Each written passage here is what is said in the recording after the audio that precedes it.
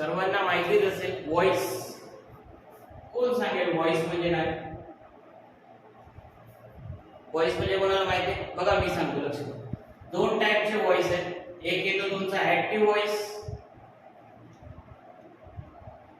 आणि दुसरा येतो पॅसिव्ह व्हॉइस. ऍक्टिव्ह म्हणजे काय? स्टार्टिंग तुमची जी होणार आहे सेंटेन्स बनवण्याची, ती स्टार्टिंग तुमची असणार आहे सब्जेक्ट पासून आणि पॅसिव्ह मध्ये येणार आहे स्टार्टिंग तुमची ऑब्जेक्ट पासून. आता हा एस आणि ओ काय प्रकार आहे? एस म्हणजे तुमचा सब्जेक्ट, ओ म्हणजे तुमचा object.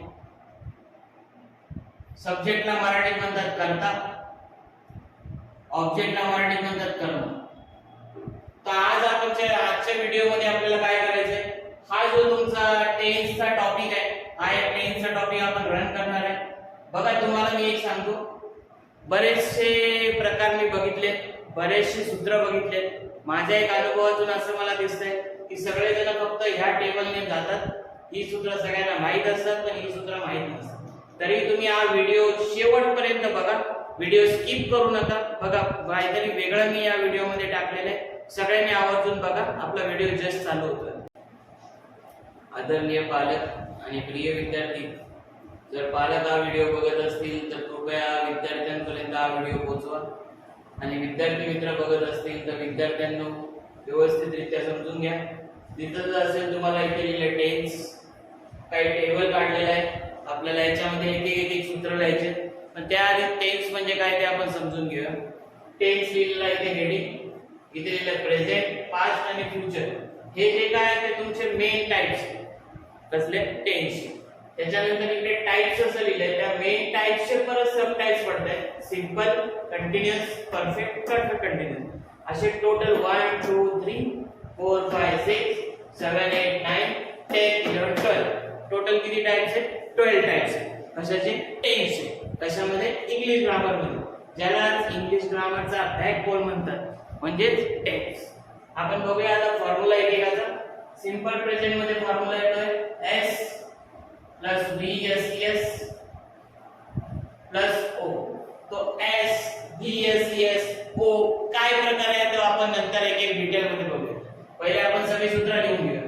Simple past S plus VP plus O. Simple future S plus shall or will plus V plus O. त्याच्यानंतर परत इथे सूत्र लिहितो आपण present continuous S plus am or is or are plus V N G plus O. Then next continuous past S plus was or were plus V N G plus ओ.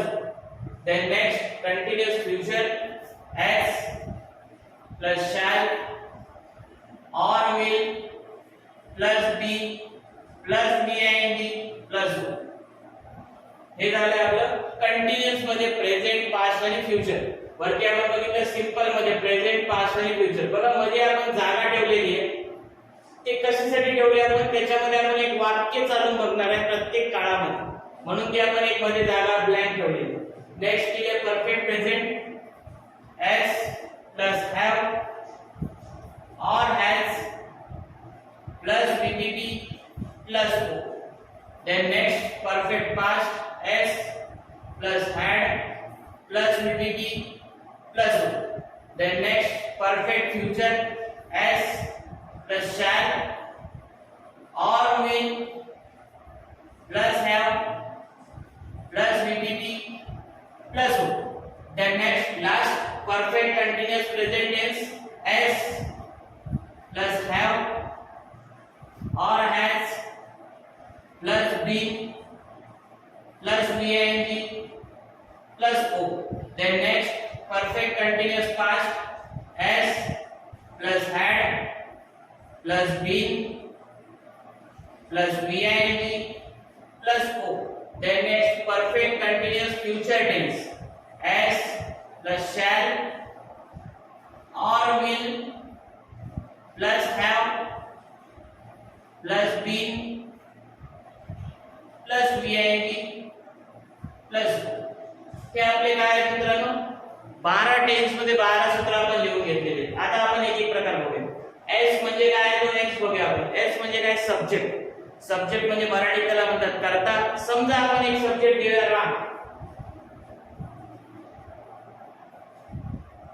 कोणता subject घेतलाय राम.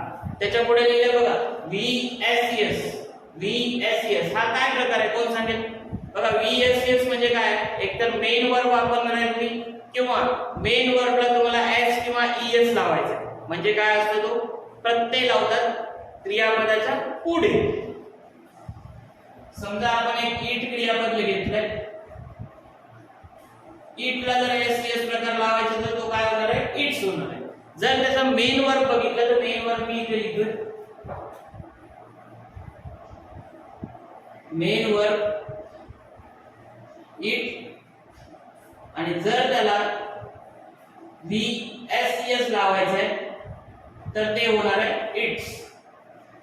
क्रियापदाला आपण काय करतोय s किंवा es पैकी एक प्रत्यय लावतोय s लावतोय आपण. बरोबर आहे. प्रत्येक क्रियापदाच्या व्यंजन स्वर या प्रकारावरती s आणि es हा डिपेंड आहे.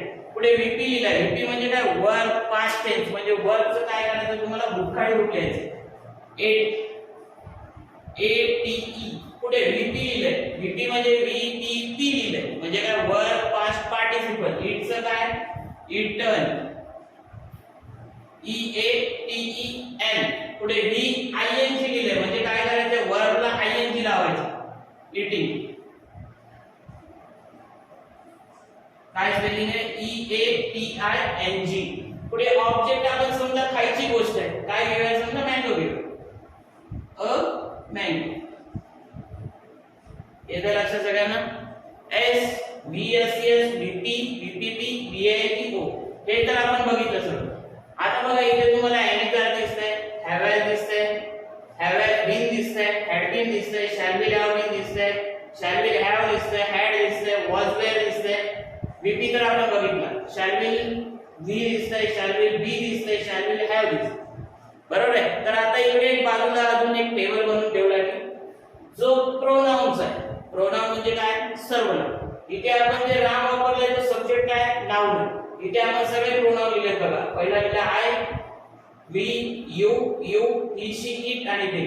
तो टेबल आपण कसा बनवला सिंग्युलर म्हणजे एक वचन जे तुमचे सर्वनाम आहेत ते आपण इथे लिहिले. पहिला लिहिला आय नंतर लिहिला यू नंतर लिहिला ही शी इट. त्याच्या जर लेफ्ट हँडला बघितलं तर इथे लिहिले first person second person third person म्हणजे प्रथम पुरुष द्वितीय पुरुष तृतीय पुरुष. त्याचंच आणि वचन जर बघितलं फर्स्ट पर्सनचं प्लुरल आहे वी सेकंड पर्सनचं प्लुरल आहे यू थर्ड पर्सनचं प्लुरल आहे दे. इथे यू यू डबल लिहिला पण तो सिंग्युलर मध्ये वेगळा आहे प्लुरल मध्ये वेगळा. आपल्याला काय करायचं या टेबल मध्ये जे जे राहिलेले शब्द आहेत ते आपल्याला लिहायचे. शब्द म्हणजे टू बी ची रूप लिहायची. बघा लक्ष द्या. VSES तर इथे लिहिला S आहे VP आहे. शॅल विल नाही. शॅल विल आपण इथे लिहून घेऊया. आयच्या पुढे आपण वापरणार शॅल. वीच्या पुढे आपण वापरणार शॅल. यूच्या पुढे वापरणार विल. या यूच्या पुढे विल. ही शीटच्या पुढे विल. देच्या पुढे विल. त्याच्यानंतर नेक्स्ट काय एम जर आपल्याला वापरायचं आहे. आयच्या पुढे आपण वापरणार एम. वीच्या पुढे आर. यूच्या पुढे आर. यूच्या पुढे आर. ही शीटच्या पुढे इज. देच्या पुढे आर. त्याच्यानंतर वापरायचे वॉज वेअर. आयच्या पुढे वॉज. वीच्या पुढे वेअर. यूच्या पुढे वेअर. यूच्या पुढे वेअर. ही शीटच्या पुढे वॉज. देच्या पुढे वेअर. त्याच्यानंतर नेक्स्ट शॅल विल तर आपण इथे ऑलरेडी लिहून घेतलं. नेक्स्ट वापरायचं आपल्याला हॅवच. आयच्या पुढे हॅव. वीच्या पुढे हॅव. यूच्या पुढे हॅव. यूच्या पुढे हॅव. ही शीटच्या पुढे हॅज. देच्या पुढे हॅव. अजून काय राहिलं बघा हॅड राहिलं. हॅड आपल्याला काय करायचं सगळीकडे आपल्याला हॅड वापरायचं. आयच्या पुढे हॅड. वीच्या पुढे हॅड. यूच्या पुढे हॅड. यूच्या पुढे हॅड. ही शीटच्या पुढे हॅड. देच्या पुढे हॅड. बघा आपले आता सगळे काय लिहून झालेले आहे. आपल्याकडे इथे जे आपण शॉर्ट फॉर्म लिहिले सगळे ते शॉर्ट फॉर्म आपल्याकडे सगळे आहेत. आता काय करूया आपण ते रामचं एक वाक्य आहे ते आपण चालू बघूया. एस लिहायचं आपल्याला राम. BS काय झाले वाचा इट्स. मग काय वाक्यात Ram it's a mango. A mango कुठून आला? ऑब्जेक्ट आपल्याला अ मँगो दिलाय तो आपला अ मँगो तिथे लावला. पुढे S प्लस VP. S काय आपला राम. VP काय दिसतोय 8. राम 8. ऑब्जेक्ट काय अ मँगो. एकदम सोपं आहे. जर तुमचं सूत्र लक्षात असेल तर तुम्हाला वाक्य बनवायला काही अवघड नाही. पुढे बघा S काय S आपला राम. राम तर आपला कुठे दिसत नाही. कुठे दिसतोय? कुठे काय दिसत. पण लक्षात ठेवा हा जो कॉलम आहे ही शी इट या कॉलम मध्ये काय तुमचे सगळे नाव नीते बसलेले. कुठे? ही शी इट मध्ये. म्हणजे राम पण कुठे याच कॉलम मध्ये. तर रामच्या पुढे आपल्याला काय वापरायचे? Will, is, was, has, had. इथे काय वापरायचे? शॅल किंवा विल. तर रामच्या पुढे काय आपण विल. वी वापरायचा. वी म्हणजे काय? तो मेन वर्ब आहे बघा इथे मी लिहिलेला आहे. मेन वर्ब काय आपला it. Ram will it a mango. पुढे नेक्स्ट प्रेझेंट कंटिन्यूअस मध्ये काय सूत्र एस काय आपला सब्जेक्ट राम. रामच्या पुढे आपण काय वापरणार आहे? इज. वीआयची काय बघा इथे इटिंग. पुढे ऑब्जेक्ट काय अ मँगो. एकदम सोपं आहे काही अवघड नाही. पुढे कंटिन्यूअस पास्ट मध्ये सब्जेक्ट काय आपला राम. वॉज आणि वेअर पैकी काय वापरणार? रामच्या पुढे वॉज. पुढे बीआयची काय इटिंग. ऑब्जेक्ट काय अ मँगो. पुढे नेक्स्ट फ्युचर टेन्स आहे कशामध्ये? कंटिन्यूअस मध्ये. सब्जेक्ट वापरायचा आहे राम. रामच्या पुढे आपण काय वापरतोय? विल. त्याच्या पुढे बी आहे तसं लिहायचं आपल्याला. बी आहे आपला इटिंग. पुढे लिहायचं आहे अ मँगो. पुढे प्रेझेंट परफेक्ट मध्ये आपल्याला सब्जेक्ट लिहायचं आहे काय आपला सब्जेक्ट राम. रामच्या पुढे हॅव वापरायचं की हॅज वापरायचं? या टेबल मध्ये बघा काय दिलंय हॅज. रामच्या पुढे काय वापरणार आपण? हॅज. VPP कुठे दिसतोय? इथे दिसतोय. VPP काय eaten. Ram has eaten. Object काय आपला अ मँगो. पुढे next S plus had plus VP plus O कशाचा आहे? Past perfect. एस काय आपला राम. हॅडला काही ऑप्शन नाही पण हॅड आहे तसं वापरायचं. बघा आपण या टेबल मध्ये पण हॅड सगळ्या सर्वनामासाठी हॅडच लिहिलेलं आहे. राम हॅड. VPP काय आपला इथे दिला इटन.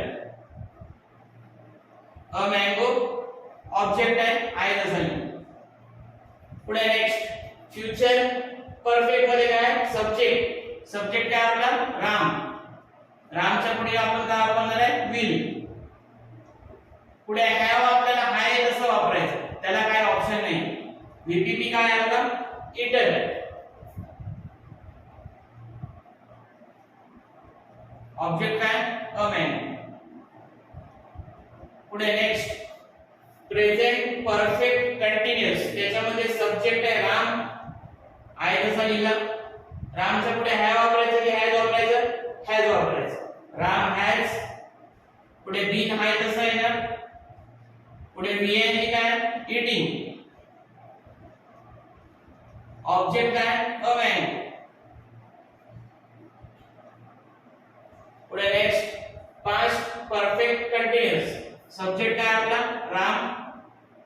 नंतर काय हॅड बीन. नंतर बीएन जे आपला इटिंग आहे आणि ऑब्जेक्ट काय अ मँगो.